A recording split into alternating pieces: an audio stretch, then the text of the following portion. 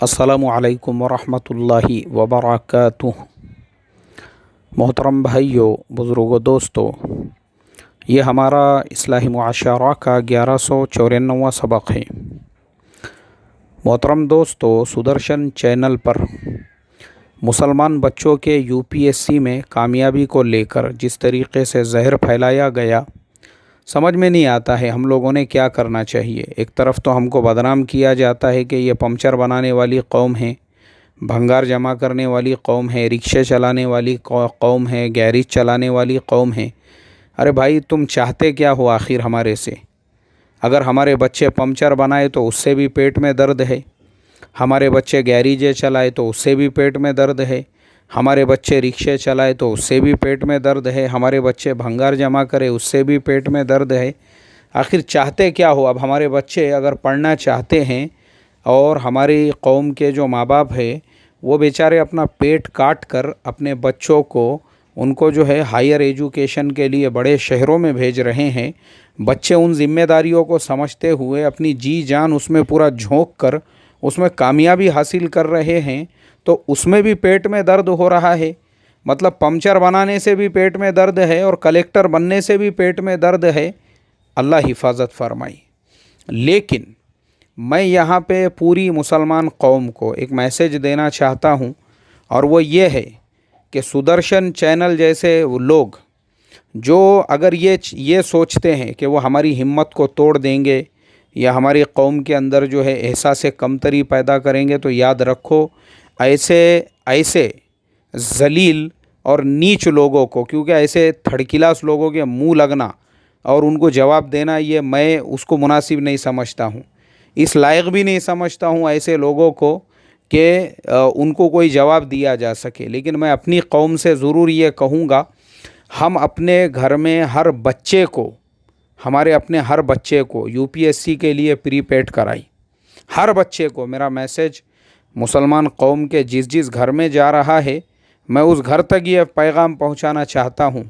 अरे हमने ये मुल्क जो है एक सेक्युलर मुल्क है, डेमोक्रेसी है। हमारे बाप दादा ने अपना खून पसीना पूरी तरह से बहाकर इसको आज़ाद कराया, और यहाँ पे जो रहने वाले मुसलमान हैं, ये तो मैं नहीं कह रहा हूँ, ख़ुद आरएसएस के मोहन भागवत जो है सीना ठोक कर ये कहते हैं कि भारत, पाकिस्तान, बांग्लादेश के जो मुसलमान हैं वो यहीं के उन लोगों की औलादें हैं जो इस्लाम में कन्वर्टेड हुए थे। तो जब हमारे बाप दादा इस्लाम में कन्वर्टेड हुए थे, हम लोग यहीं के कन्वर्टेड मुसलमान हैं, तो इसका मतलब ये है कि भारत देश के रग रग में, यहाँ के कण कण के अंदर जो है मुसलमानों का खून समाया हुआ है। तो फिर भी हमारे से पेट में दर्द है, तकलीफ़ है, क्योंकि ये मुल्क उतना ही देश में रहने वाले मुसलमानों का भी है जितना इस देश में रहने वाली दूसरी कौमों का है। आज तक मेरे मोहतरम दोस्तों, आज तक हमारे देश के अंदर एक समाज विशेष, मैं उसका नाम नहीं लूँगा, अक्लमंद लोग समझ जाएंगे, आज तक हमारे पूरे देश के अंदर एक समाज विशेष हर विभाग के अंदर, हर डिपार्टमेंट के अंदर वो हुकूमत करते आ रहा है।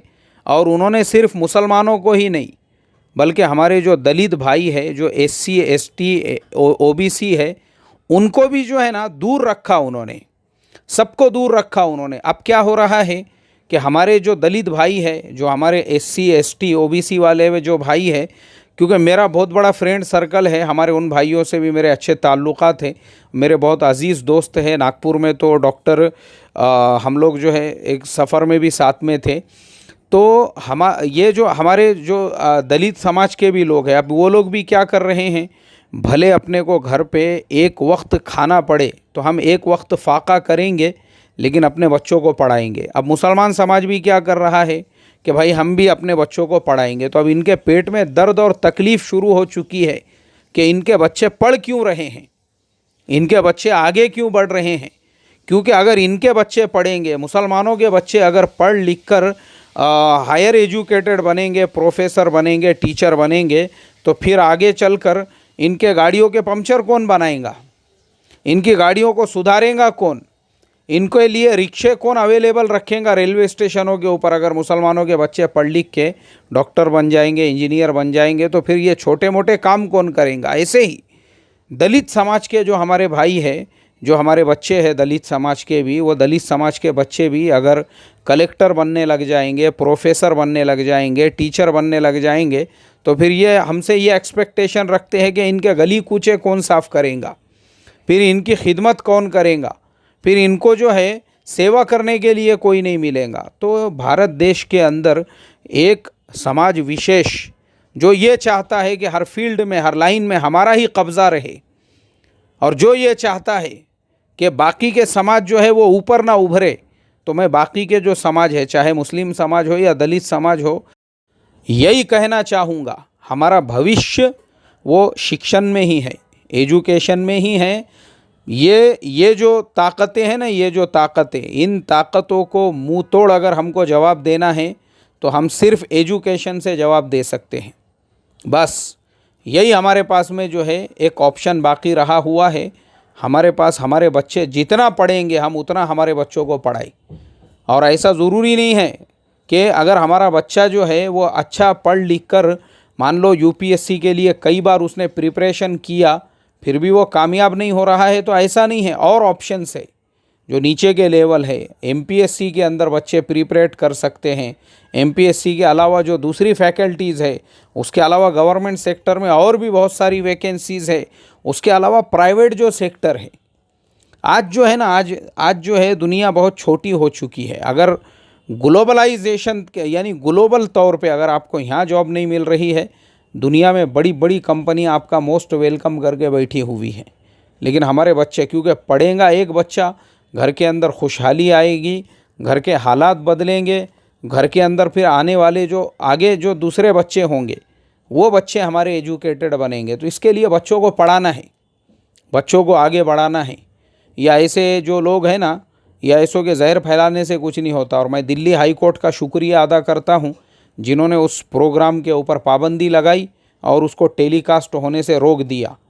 मैं समझ नहीं पाता हूँ यार, हमारे देश के अंदर आप देखो ना, चाइना भी एक मुल्क है, भारत भी एक देश है, हम दोनों आजू बाजू में रहते हैं। हमारी दोनों की अगर हिस्ट्री, तारीख़ को हम उठाकर देखेंगे, जिस ज़माने में चाइना में खाने को नहीं था, वो टाइम पे हम लोग इतने डेवलप हो चुके थे कि हमारे देश के अंदर ट्रेन आ चुकी थी। अंग्रेज़ों के ज़माने में हमारे देश के अंदर तरक्की हो चुकी थी। हमारे देश के अंदर वो टाइम पे, यानी मैं ये बात कर रहा हूँ आज से 80-90 साल पहले की। अब आप चाइना में जाकर देखेंगे तो चाइना का इतना बुरा हाल था कि 1915 या 16 के अंदर चाइना का जो आखिरी बादशाह था, जब वो मर गया तो उसका एक 4-5 साल का बेटा था, उसको उठा के उन्होंने कुर्सी पे बिठा दिए। आप सोचो, जिस देश के अंदर 4-5 साल के बच्चे को बादशाह बना दिया गया। ये मैं आज के उसी चाइना की बात कर रहा हूँ जो आज अमेरिका से आंखों में आंखें मिला के बात कर रहा है। वही चाइना का ये हाल है। और वो जो चाइना में हम लोग सुनते हैं ना, चाइना में लोग कीड़े खाते हैं, मकोड़े खाते हैं, और ये खाते हैं, वो खाते हैं। अरे भाई, वो शौक़ से नहीं खाते हैं, बल्कि चाइना में एक ज़माना आया ऐसा, खाने को कुछ नहीं था, अनाज वगैरह, तो लोगों ने बोले जो मिल रहा है खाओ उसको, ज़िंदा रहने के लिए। वो ज़िंदा रहने के लिए खाते थे। तो इसके लिए वो खाने की वजह से अब वहाँ पे इतनी तरक्की हो गई। लेकिन अब चूँकि उनके बाप दादा खाते थे तो अभी तक वो सिलसिला चल रहा है। तो वही चाइना, आज देखो ना आप, फिर हम थोड़ा और आगे आते हैं तो आप देखो 1948 में, यानी हमारी आज़ादी के 1 साल बाद दोनों कोरिया को जो है जापान से आज़ादी मिली। दोनों कोरिया का क्या हाल था मैं अभी बोल नहीं सकता आपको, आप इमेजिन नहीं कर सकते। जहाँ पे ट्रेन बस क्या है किसी को मालूम नहीं था, वहाँ पे लोग खच्चरों का इस्तेमाल करते थे। जो वहाँ का हाल था आप सोच भी नहीं सकते। वहाँ मच्छरों की और कीड़े मकोड़ों की वजह से इतने टाइप की बीमारियाँ होती थी कि हम उसके बारे में सोच भी नहीं सकते। लेकिन आज देखो ना, हमारे से आज़ाद होने बाद में आज़ाद होने वाले कोरिया का क्या हाल है, जापान का क्या हाल है, और चाइना का क्या हाल है। फिर मैं और आगे आता हूँ, 1964 में जो है सिंगापुर अलग हुआ मलेशिया से, तो पीने को पानी नहीं था। आज पूरी दुनिया के सबसे ज़्यादा करोड़पति सिंगापुर के अंदर है। फिर हम आगे बढ़ते हैं तो 1990 में इंडिया और चाइना एक जगह पे खड़े हुए थे। 1990 का जो टाइम था, इंडिया चाइना दोनों एक ही बराबरी, दोनों की इकोनॉमी बराबरी में आ गई थी। फिर 1900 जब ख़त्म होने वाला था और 2000 शुरू होने वाला था, तो शी जिनपिंग नए नए प्रेसिडेंट बने थे। तो उन्होंने एक उन्होंने जो है ना विजन रखा था, विजन 2020 यानी विजन 2020 कि 2020 का चाइना कैसा रहेगा। उसी टाइम पे हमारे भारत देश के प्रेसिडेंट थे एपीजे अब्दुल कलाम साहब और अटल बिहारी वाजपेयी जो है वो टाइम पे प्राइम मिनिस्टर थे। तो इन लोगों ने भी विजन रखा था, विजन 2020 के 2020 का इंडिया ऐसा रहेगा जहाँ कोई फाके से नहीं होगा, जहाँ कोई गरीब नहीं होगा, जहाँ पे जो है दवाखानों के अंदर किसी को तकलीफ़ नहीं होगी। अब हम 2020 में खड़े हुए हैं, एक लफ्ज़ भी मैं नहीं बोलूँगा, एक वर्ड भी नहीं अब आगे। वो अब आपको ख़ुद को फैसला करना है चाइना कहाँ है और हम कहाँ हैं। रीज़न सिर्फ़ और सिर्फ ये है कि भारत देश के सादे सीधे आम लोगों को धर्म के नाम पे ऐसा ही जहर उगल के भड़काने वालों ने, मुझे बताओ ना, ऐसा भड़काने से क्या हो गया, क्या किसका नुकसान हुआ। वो हज़ारों लोग जो पैदल गाँव को गए थे उसमें हिंदू कितने थे, मुसलमान कितने थे, कभी किसी ने पूछा? उसमें से जितने रास्ते में मर गए उसमें हिंदू कितने थे, मुसलमान कितने थे, ये कभी किसी ने पूछा? यूपी के अंदर परसों में एक रिपोर्ट पढ़ रहा था, एक आदमी अपनी वालिदा को पीठ के ऊपर बिठा के जो है कितने किलोमीटर तक गया बैंक में, उसको वहाँ पे पैसे नहीं मिले। वो हिंदू था मुसलमान था, किसी ने पूछा?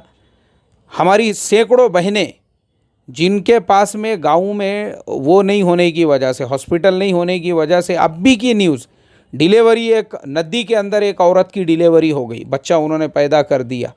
मुझे बताओ वो औरत हिंदू थी क्या मुसलमान थी?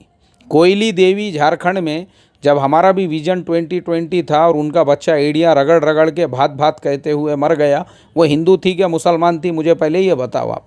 तो कैसा है हमारे देश के अंदर हर चीज़ में ये जो हिंदू मुस्लिम लड़के ऐसा कर रहे हैं, पंचर बना रहे तो इसको तकलीफ़, और गैरेज डाल रहे तो इसको तकलीफ़, अब बच्चे यूपीएससी कर रहे तो भी इसको दर्द। तो ये जो चीज़ है ना, ये चीज़, इससे किसका नुकसान होने वाला नहीं है, बल्कि नुकसान होने वाला है देश में रहने वाले आम लोगों का, और ज़्यादा नुकसान होने वाला है हमारे हिंदू भाइयों का। साफ़ तौर पे मैं बताता हूँ, रीज़न ये है कि वो जो नौजवान हैं उनको जॉब से दूर तुमको देने के लिए, इनके पास में जॉब नहीं है, काम नहीं है, धंधा नहीं है, कुछ नहीं है, तो बस ये तुमको इस तरीक़े से भड़का सकते हैं। मुसलमानों का क्या है, हमारी तो कौम है ही वैसी। मेरा एक दोस्त है बरहमन है वो, और डॉक्टर है वो MD।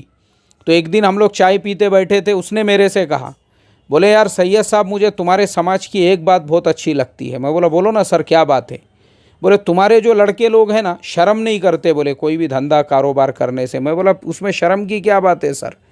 तो हमारी जो कौम है ना, अगर हम तो रिक्शे चलाने को भी तैयार है, भंगार बेचने को भी तैयार है, हम जो है क्या कहते हैं उसको, पंचर बनाने को भी तैयार है, लेकिन मसला हमारे हिंदू भाइयों का है, दूसरे समाज के भाइयों का है। तुम्हारे ही समाज के बारे में सोचो ना। तो ये सुदर्शन चैनल पे जो प्रोग्राम वगैरह चलाने वाले हैं, ये मुसलमानों को नहीं गुमराह कर रहे हैं, ये जो मुल्क का जो मेजॉरिटी समाज है हिंदू समाज, ये आपको गुमराह कर रहे हैं, आपको, ताकि आप जो है ना ये सब चीज़ों से आपका माइंड हटा के रखा जा सके। तो इसके लिए मेरी तमाम सुनने वालों से यही रिक्वेस्ट और दरख्वास्त है, चाहे मुस्लिम हो, दलित हो, कोई भी हो, इस तरह के जहर फैलाने वाले वो जो है ना आज़ादी के बाद से चलते आ रहा है, उसके पहले से ये सिलसिला चल रहा है। तो ऐसे, क्योंकि इनका मकसद अलग है, इनका मकसद सिर्फ ये है लोगों को भटका के। अभी जैसे आप देख रहे होंगे पिछले 2 महीनों से हमारे सारे न्यूज़ चैनलों पे सिर्फ एक चीज़ दिखाई जा रही है बस, और वो चीज़ के पीछे का मकसद आप समझ नहीं रहे हो। आपको किस तरीक़े से आपके माइंड को डाइवर्ट किया जाए कि पूरा देश पानी में डूबा हुआ है। हालात GDP, अभी कल GDP के आंकड़े आने वाले हैं, उस पर मैं अलग से सबक दूंगा। कल 31 अगस्त को आएंगे GDP के आंकड़े, तो उसके बाद पता चलेगा क्या आंकड़े उसके आते हैं। तो इसके लिए मेरे मोहतरम दोस्तों, ये जो है ना, ये बहुत, इसके पीछे बहुत प्लान होता है। ये खाली ऐसा नहीं है कि तुमको एक न्यूज़ बता रहे हैं, उसके पीछे बहुत सारे मकसद होते हैं। आपके ब्रेन को कैसे वॉश किया जाए, आपके माइंड को कैसे डाइवर्ट किया जाए, आपको कैसे काम में लगाया जाए। तो ये नुकसान इसका सबसे ज़्यादा किसको होगा? हमारे जो हिंदू भाई है, जिनकी अक्सरियत है, आपके दिमाग में जहर फैलाने का ये लोग काम करेंगे। हमारा क्या है, मैंने वही कहा ना, हम पंचर भी बना लेंगे, रिक्शे भी चला लेंगे, और अगर हमारे मुक़द्दर में होगा, मेहनत तो हम करते रहेंगे, कोशिश करते रहेंगे, और हमारे बच्चे भी कोशिश करेंगे। इसलिए मैं रिक्वेस्ट और दरख्वास्त करूँगा, ये चीज़ों से अपने पैरों में डगमगाहट नहीं पैदा करना है। हमारे जो बच्चे हैं, चाहे मुस्लिम हो, दलित समाज हो, अपने बच्चों को हमको पढ़ाना है, भले हमको एक वक्त जो है फाके से रहना पड़े। और मुसलमानों से ख़ास तौर पे कहूँगा, बच्चों की शादियों की आपको जितनी फ़िक्र है उससे ज़्यादा उनको इंजीनियर डॉक्टर बनाने की फ़िक्र करो। और जो पैसा वलीमे और शादियों में ख़र्च करने वाले हैं उनके एजुकेशन के ऊपर ख़र्च करो। अल्लाह ताला हम तमाम को अमल की तौफ़ीक़ अता फ़रमाए। अस्सलामु अलैकुम व रहमतुल्लाहि व बरकातुहू।